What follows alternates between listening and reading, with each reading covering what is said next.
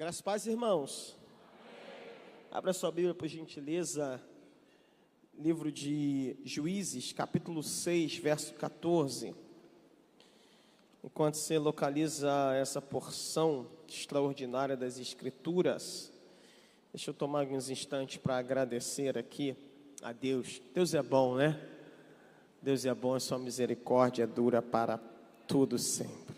Ah, se não fosse a graça e a bondade do Senhor na nossa vida. Deus é bom. Obrigado, pastor Silas. Deus abençoe muitíssimo. Pastora Raquel, Deus os abençoe muitíssimo. Uma honra estar aqui. Rapaz, eu botei esse casaco aqui, eu achei que eu estava legal, mas depois que eu vi o pastor Isaías, eu me senti um pão dormido. Pastor Josué, tá difícil pra gente, tá difícil. O Pai vai nos dar graça. Gente, ao final você vai encontrar aqui exemplares desse meu livro aqui, Fé, por quê? Por que você precisa de fé? O que é fé? Por que às vezes você crê e mesmo assim Deus não te atende? Por que você crê com toda a sua força e mesmo assim Deus não faz aquilo que você esperava, mesmo tendo crido nele? É um livro extraordinário. O que a fé faz, o que a fé realiza, o que pode roubar a tua fé, vale a pena você levar. Também te recomendo que você não apenas leia, mas também presenteie alguém. Vai gerar ânimo no coração dessa pessoa e vai abençoá-lo, com certeza. Custa 20 pratas, você pode comprar no crédito, débito, Pix, criptomoeda, dinheiro, tudo está passando lá, tá ok? Você achou aí Juízes capítulo 6, verso 14? Juízes 6, verso 14. Diz assim: então o Senhor olhou para ele e disse: vai nesta tua força e livrarás a Israel da mão dos midianitas. Na outra versão que está aqui na tela, deve estar aparecendo para você aí também, Deus disse para ele: vai nessa força que você tem. Diga assim comigo: vai nessa força que você tem. Sabe, irmãos, a nação de Israel estava sendo oprimida, dominada e subjugada pelo seu arquirrival, os midianitas, uma nação inimiga, os midianitas. E havia 7 anos que eles estavam debaixo desse domínio dos midianitas. E os midianitas, por sua vez, eles passavam pelo território de Israel, eles deixavam um rastro de roubo, pilhagem, saque, tudo que a terra produzia, os midianitas roubavam, saqueavam, e além disso eles matavam pessoas. Então era uma miséria, uma desgraça absoluta. Entretanto, o povo clamou a Deus, buscou a Deus por socorro, e Deus decidiu escolher um homem chamado Gideão, para ser o líder da nação e para liderar o povo na libertação do jugo dos midianitas. Mas é digno de nota que Deus, ao escolher Gideão, Deus, ao chamar Gideão, Deus aparece a ele, dentre muitas coisas que Deus disse para ele, Deus disse assim: vai nesta tua força. Observe que coisa poderosa nós temos aqui. Deus disse para Gideão: vai na tua força. Observe que o possessivo está na segunda pessoa, na tua força. Deus não disse, vai na minha. Na Nova Almeida atualizada está mais claro ainda o que Deus está dizendo: vai nessa força que você tem. Ora, o que Deus estava querendo dizer para Gideão? Deus não estava descartando a necessidade que Gideão tinha do seu poder, da sua graça, do seu revestimento para ele executar aquela missão. Porque lá no versículo de número 34, o texto vai dizer que o Espírito do Senhor revestiu a Gideão. O Espírito de Deus veio sobre Gideão. Então ele precisava do poder de Deus, da graça de Deus. Mas Deus enfatiza algo poderoso para ele: vai nessa tua força. O que Deus estava querendo dizer para ele? Sabe, Gideão, nessa peleja que você tem que enfrentar, nesse desafio que está diante de você, você precisa usar as potencialidades, a capacidade que reside em você. Eu coloquei dentro de você potencial, eu coloquei dentro de você capacidade, eu coloquei dentro de você aptidões, eu coloquei dentro de você talentos. E isso é fundamental para esse novo tempo que você quer para a nação. Escute isso, meu irmão, isso aqui é algo importantíssimo na nossa vida. O que Deus está nos dizendo é, embora você precise da graça dEle para você viver coisas extraordinárias, do revestimento dEle, do poder sobrenatural dEle, já reside dentro de você capacidade, potencialidade, dons, talento, que você precisa sacar disso, utilizar isso, para você viver um novo tempo de Deus. Sabe, a nossa dependência do poder de Deus não elimina a nossa necessidade de usar as habilidades que Ele já colocou em nós. Da mesma forma que as habilidades que já há em nós, já tem dentro de nós, não descarta a nossa necessidade do poder sobrenatural de Deus. Você vê isso claramente em Jesus, que é a fusão do humano com o divino. Jesus é onde perfeitamente você tem a natureza humana e você tem perfeitamente e de forma sublime a natureza divina residindo numa só pessoa.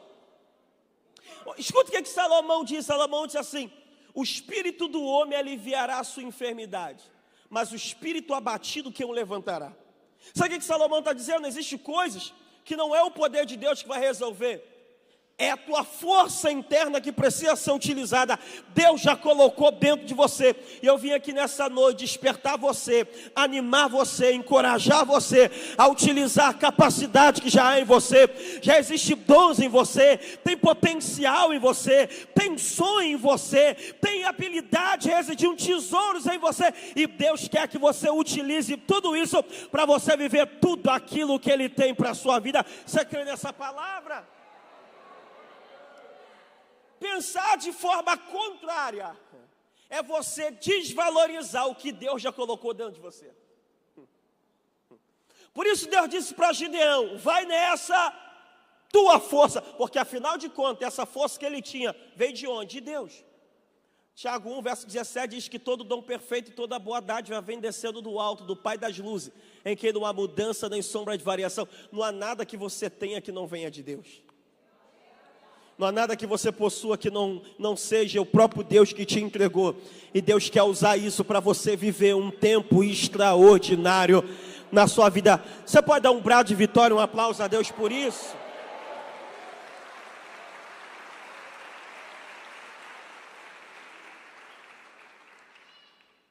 Então, repita após mim assim: vai nesta tua força. Que força, pastor? Primeiro, a força do reconhecimento. Força do reconhecimento. Eu preciso reconhecer aquilo que Deus já depositou em mim. Vou te contar uma história real. Conta-se que na década de 30, um fazendeiro nos Estados Unidos decidiu vender sua fazenda.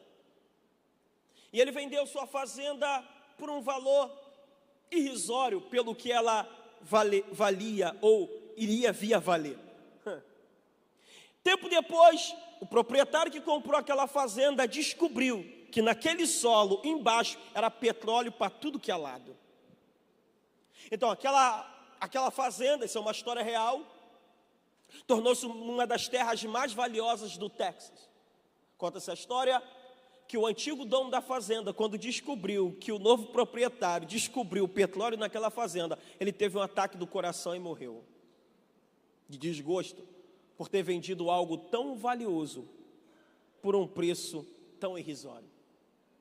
Mateus 13, verso 44, Jesus disse assim: o reino dos céus é semelhante a um homem que encontrou um tesouro escondido no campo. Vendeu tudo o que tinha e comprou aquele tesouro. Quem está dizendo isso é Jesus. Agora veja, vamos parar e pensar algo aqui importante. Se o dono daquele terreno soubesse que no terreno dele tinha um tesouro, ele venderia? Não.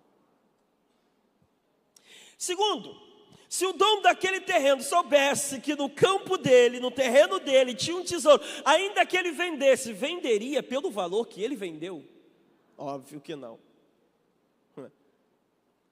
Terceiro, quem comprou o terreno avisou que no terreno tinha tesouro? Não. Então aqui tem uma coisa importante: ninguém é responsável por descobrir o valor que é em você.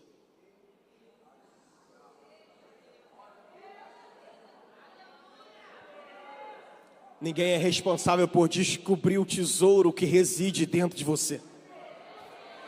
É você que é o maior responsável de parar, olhar para dentro e saber que se você foi criado à imagem e semelhança de um Deus extraordinário, então tem extraordinárias coisas dentro de você que esse Deus depositou. Eu vou usar uma frase que o pastor Silas gosta de usar muito: tudo que Deus criou, Deus disse que era bom, mas quando Deus fez o ser humano, Ele diz, é muito bom, meu irmão. Deus, quando olhou para nós, Ele disse, é muito bom. Tem muita coisa boa que Deus depositou em mim e em você, e nós precisamos reconhecer isso. Pastor, o que é que eu tenho que reconhecer? Número 1, seus dons, suas habilidades. Deus te encheu de dons, Deus te encheu de habilidades, Deus te encheu de talentos.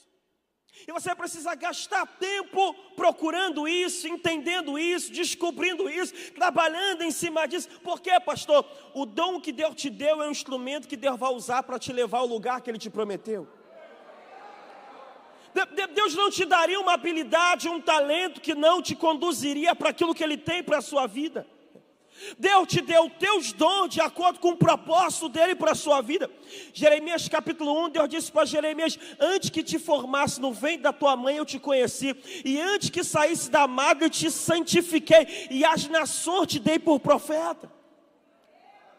Eu preciso descobrir os meus dons, porque o dom que Deus me deu é um instrumento que Deus vai usar para me levar ao lugar que Ele me prometeu. Veja como é que seu futuro está entrelaçado com os dons que Deus te deu. A propósito, o que é um dom? Dom, a palavra dom significa presente. Deus te daria um presente que não serve para nada? Você já recebeu presente grego? Já? Presente grego? Rapaz, o presente grego que eu me recordo melhor foi o dia que no dia da mãe, minha irmã deu para minha mãe um porta-retrato com a foto dela. Falei, é muito abuso. E pior que nós tínhamos que ficar olhando para aquela foto lá em casa. Eu falei, não, assim não vale não. Presente de grego, outro presente de grego. No aniversário da esposa, o marido dá um fogão novo. Um ferro Black Deck. Isso é um presente grego, sim ou não? Agora você acha que o Deus criador do universo ia te dar algo que não servisse para nada? Ia te entregar algo que não te conduzisse até o futuro? Iria te entregar algo que não te ajudasse a viver aquilo que Ele tem para você? Eu preciso descobrir meus dons. Escute como é que meus dons e os teus dons estão entrelaçados com aquilo que Deus tem. Veja, Davi era bom com o quê? Com pedra. Como é que ele mata Golias? Com pedra. José era bom com o quê? Sonhando. Como é que ele se tornou governador do Egito? Ele interpretou o sonho do copeiro, o sonho do padeiro. O copeiro falou dele para Faraó, ele interpretou o sonho de Faraó, e Faraó o colocou como governador do Egito, que era a interpretação do seu próprio sonho. Qual era o ofício de Paulo? Paulo era construtor de tendas, tenda, casa móvel, cabanas. Quando ele tem um encontro com Cristo, o que ele se torna? Implantador de igreja, casa espiritual. Pedro era bom com o quê? Pescando. Quando ele tem encontro com Cristo, Lucas 5, Jesus diz, de agora em diante tu serás pescador de homens. Observe que a conversão não anulou o dom, só corrigiu como estava sendo utilizado. Eu preciso valorizar os dons que há em mim, as habilidades que há em mim. Deus te deu dons, Deus te deu habilidades, Deus te deu talentos. Você pode não ser bom em tudo, mas tem alguma coisa que ninguém faz como você. Deus não cria pessoas em atacado, Deus cria indivíduos. Tem algo que ninguém é tão bom nisso como você. Ninguém tem uma digital como a tua, ninguém tem um DNA como o teu, porque Deus cria indivíduos. Podem fazer melhor que você, pode fazer pior do que você, mas igual você não tem ninguém. Escute, valorize seus dons, descubra seus dons. Gaste tempo pensando nisso. Quando eu tinha entre 16 e 17 anos, eu parei e comecei a pensar comigo. Pensei, quais são minhas habilidades? Qual é o meu dom dominante? Apesar de você pode ter muito dom, você tem um que é dominante. Mas aí, qual é o meu dom? Aí eu percebi que eu sempre gostei de falar muito. Sempre fui zoador desde novo. Eu tinha muitos apelidos, e um dos meus apelidos era Passarinho. Passarinho faz o quê? Canta o dia inteiro. Eu gostava de falar. Então eu parei e pensei, opa, deve ter alguma coisa entrelaçado com esse fato de eu gostar de falar. Então eu comecei a caminhar mais em direção à pregação. Já pregava, mas não percebia que aquilo era fundamental na minha vida. Deus tem o hábito de esconder seu futuro dentro de você. Quando Deus criou Adão, não tinha Eva, tinha só os animais lá no Éden. E Deus diz, vou fazer uma companheira para ele. Então Deus disse, haja Eva. Foi assim que Deus criou Eva? Não. Deus fez um boneco de barro e soprou e virou Eva? Não. Deus pôs Adão para dormir, porque Deus trabalha enquanto você descansa nele. Depois tirou de dentro de Adão uma costela e criou Eva, de sorte que a matéria-prima para criar o que ele precisava já estava escondida dentro dele. A matéria-prima para o teu futuro, Deus já depositou dentro de você. Deus já depositou dentro de você a resposta para muita coisa que você vem clamando a Ele, já está dentro de você, talentos, habilidades, capacidades. Pastor, o que eu preciso reconhecer? Diga comigo, pessoas. Não, toda pessoa é importante.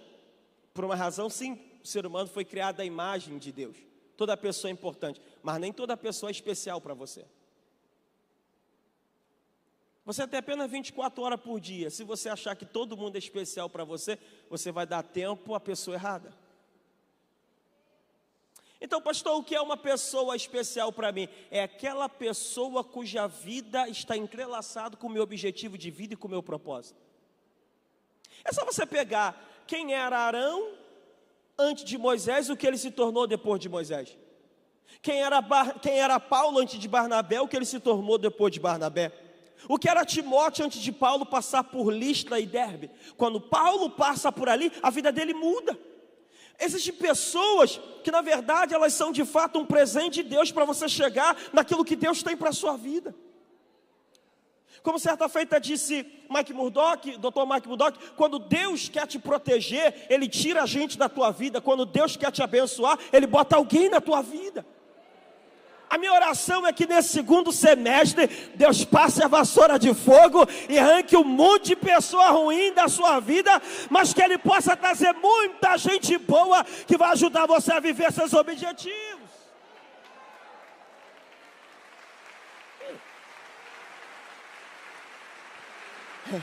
Na verdade, existem pessoas que a gente reclama quando elas vão embora, que Deus está olhando do céu e está dizendo, era para você estar dando um culto de ação de graça, isso é um livramento. É um livramento. Pessoal, escute, havia um paralítico. Jesus estava numa casa, não dava para o paralítico entrar.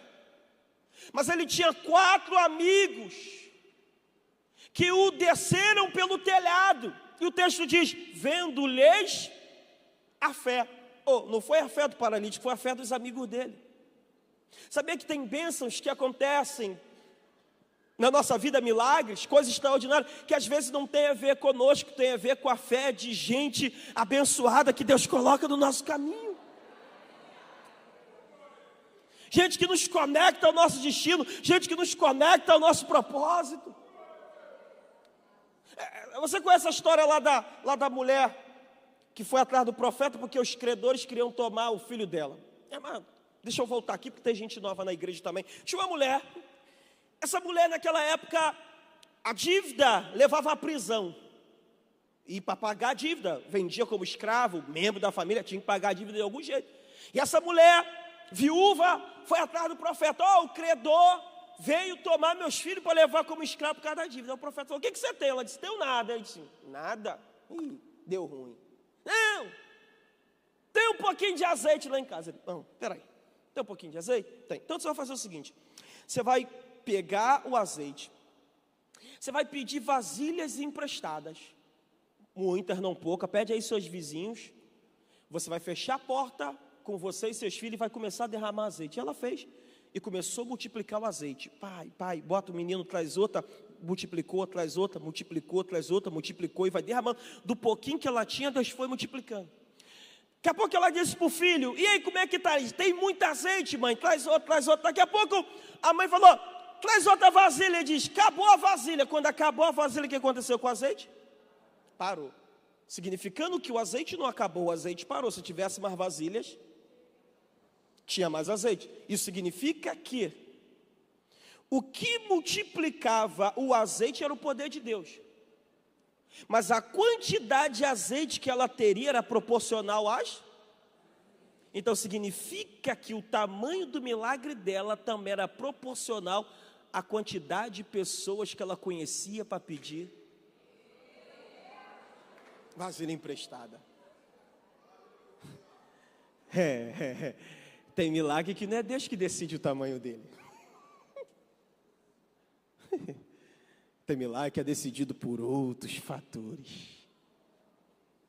Acabou aqui na terra, lá no céu Deus disse: parou o azeite. Pessoas. O que eu preciso reconhecer, pastor? Diga comigo: lugares. Não diga mais forte: lugares. Não, lugares. Sabe o que eu tenho percebido?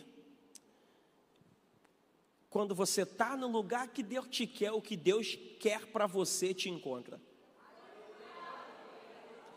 Deus disse para o profeta Elias: vai-te daqui, esconde junto ao ribeiro do Querite, e há de ser que beberás água do ribeiro, e eis que eu tenho ordenado aos corvos que ali te sustentem. Se ele estivesse no lugar que Deus o queria, a provisão de Deus iria chegar lá. No lugar que Deus o queria. Sabe, lugares são importantes. E sabe o que eu tenho percebido? Nem em todo lugar você vai se dar bem. Nem em todo lugar você vai se dar bem. Algumas vezes você vai se dar mal.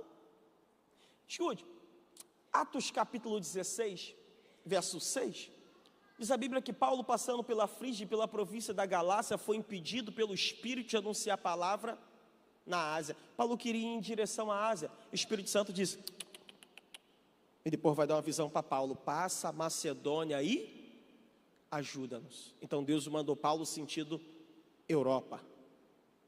Mas então, quando você chega na primeira carta de Pedro, no capítulo 1, versículo 1, está escrito: Pedro aos irmãos do Ponto, Galácia, Bitínia, Capadócia, Ásia. Opa, peraí, a direção que Paulo queria ir, que Deus deixou, Deus mandou Pedro.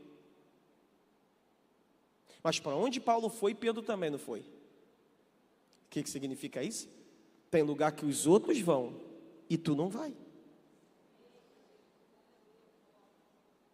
Olha para quem está do teu lado e diz assim: tem lugar que tu vai e eu não vou. Não, mas peraí. Mas se você está do lado do teu cônjuge, diz para ele assim: ó, se eu não for, tu não vai.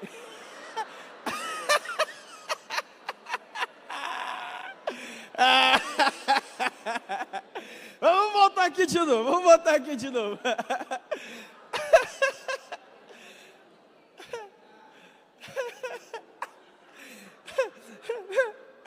Diga assim: tem lugar que você vai que eu não vou, mas fica tranquilo, tem lugar que eu vou e tu também não vai.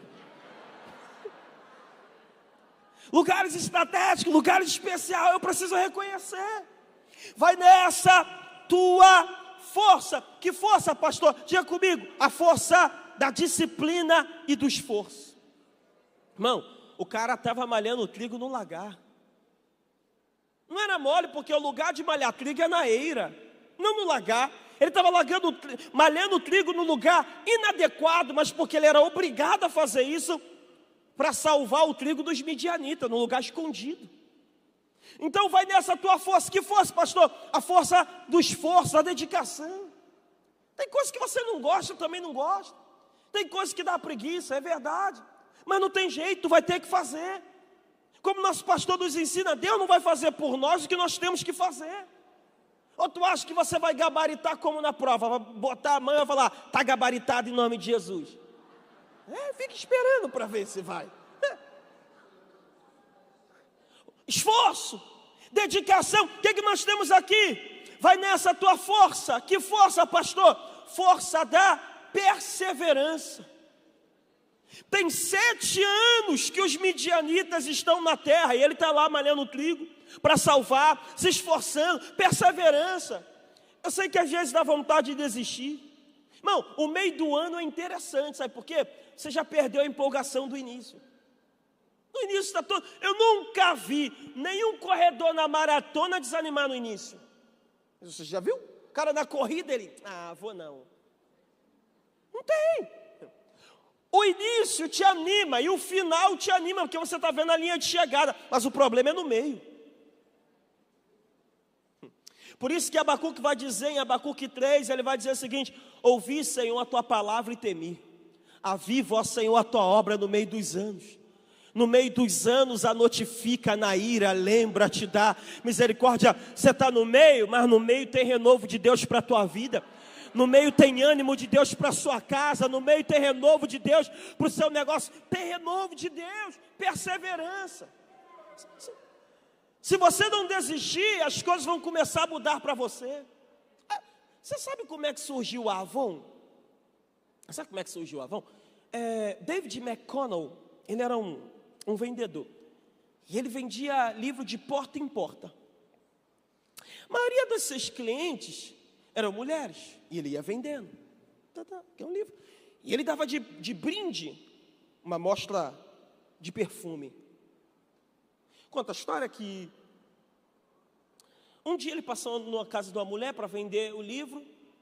E a mulher disse para ele assim: livro eu não quero não. Mas se você tiver daquele perfume eu te compro. Então caiu a ficha dele, ele compreendeu que as pessoas compravam o livro por causa do brinde. Então ele inverteu o polo. Então ele passou a botar os cosméticos, o perfume como principal. E aí a Califórnia Perfume, que era o nome da empresa na época, explodiu. E pouco tempo foi vendida por mais de 1 bilhão. Uma empresa de porta em porta foi vendida por mais de 1 bilhão.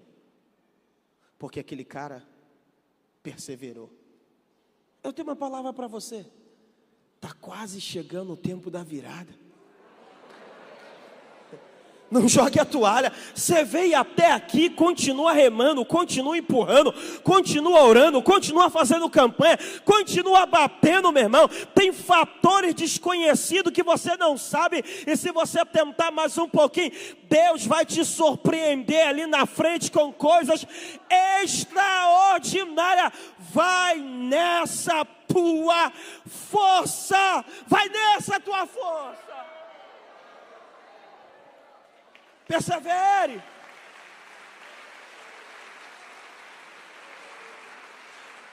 Não jogue a toalha. Escute, perseverança. O texto vai dizer em Juízes ainda, capítulo 8, o texto vai dizer, já cansados, mas ainda perseguindo. Eu não estou dizendo que você não está cansado. Eu não estou dizendo que de vez em quando parece que a luta é em glória. Mas o que eu vim aqui para dizer para você, na autoridade do nome de Jesus e da palavra de Deus, é que se você continuar perseverando, você não sabe o que está na esquina, você não sabe o que está na curva. Há fatores desconhecidos. E Deus tem surpresas para você. Vai nessa tua força. Que força, pastor? Que força? Força da estratégia. Onde ele estava malhando trigo? No lagar. Mas onde é lugar de malhar trigo? Na eira. Porque o trigo você tem que debulhar, trilhar o trigo, tirar a casca dele. Então geralmente eles faziam em lugar alto, com a força do vento, para ajudar a espalhar a casca. Tudo facilitava, lugares abertos. Mas se ele vai para o lugar aberto, os midianitas iriam vê-lo. Além de tomar tudo dele, poderia matá-lo. Então ele vai para o lagar, estrategicamente. Não é o que ele mais quer fazer, mas é o lugar onde ele pode esconder. Você sabe que às vezes é estratégico você não aparecer? Revelar coisas antes do tempo também pode te prejudicar. Então ele vai de uma forma estratégica. Estratégia pode mudar tudo. Às vezes tem coisas que nós queremos resolver no nosso braço, mas existe coisa que é mais cérebro e menos músculo. Vou te contar uma história. Eu já contei aqui para vocês. Tá ali alguns amigos ali que me conhecem desde novo. Eu sempre morei muito bem. Condomínio fechado, segurança armada. Condomínio famoso. De vez em quando na TV, eles passam com o helicóptero em cima. E lá naquele condomínio fechado, nós éramos muito abastados, muito prósperos. E aí, dentro da nossa prosperidade, minha mãe fazia uma comida que eu odiava quando era moleque: bucho. Acho que quem inventou aquilo foi o diabo. Aquilo parecia a sola de sapato do mastiga, aquilo sinistro.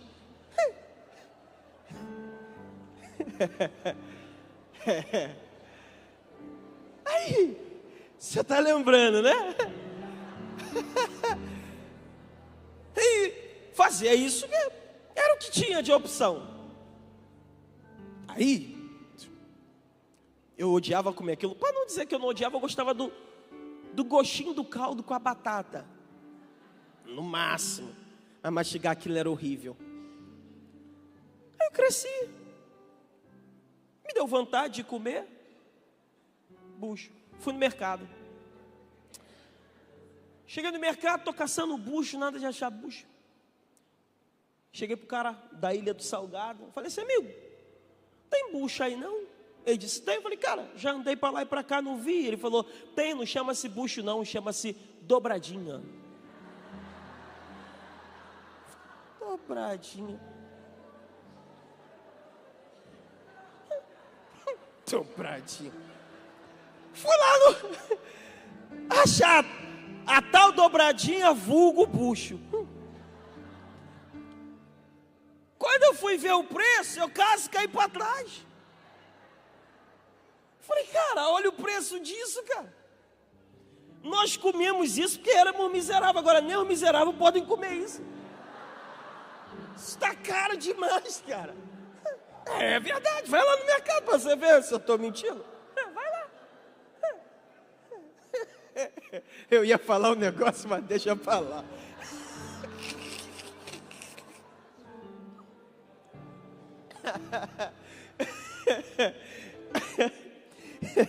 E é de bucho para pé de galinha. Entendedores entenderão. Beleza? Agora fazem ele diferente, cortam pequenininho. Quando eu era pequeno fazia grandão aquilo. Agora corta pequenininho, bota linguicinha, costelinha suína. Aí já vi vantagem aí, né? Aí, olha só, irmão. O mesmo produto, os caras só trocaram o nome e aumentaram o preço. É o meu bucho. Eles só mudaram o nome e falaram: doravante, dobradinha. Mas é bucho. E aumentaram o preço. Uma estratégia de marketing. Vendendo o meu produto 3 vezes mais caro. Sabe o que eu quero dizer com isso? Uma ideia de Deus muda a tua vida. Uma ideia de Deus transforma a tua casa. Uma inspiração de Deus, você nunca mais é o mesmo. Bota a mão na sua cabeça aí, que não é só para carregar cabelo nem chapéu.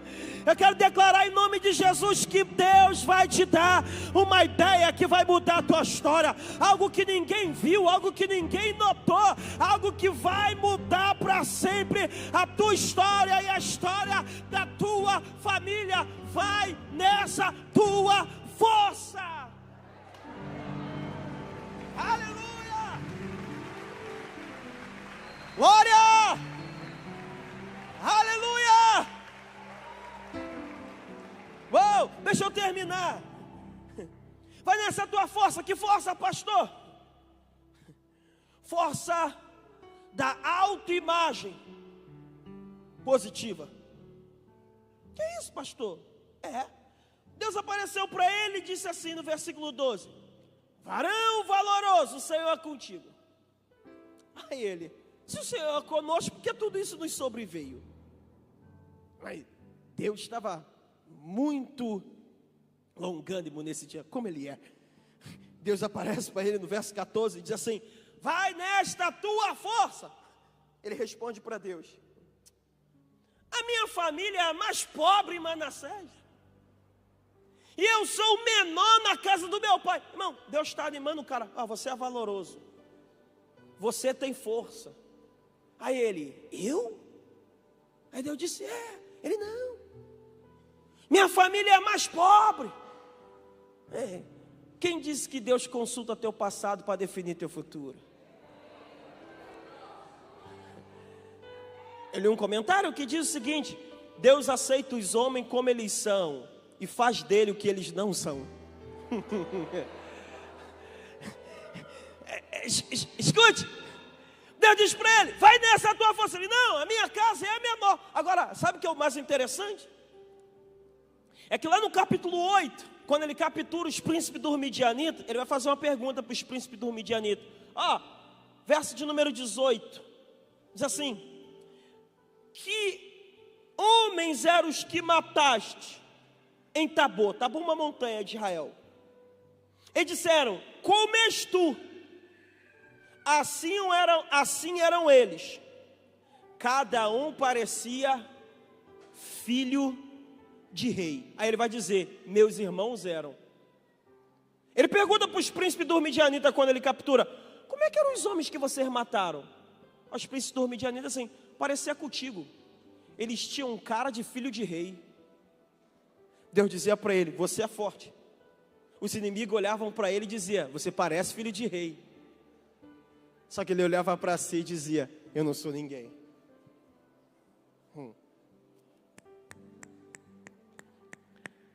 Até os inimigos olharem para você diz que você parece filho de rei.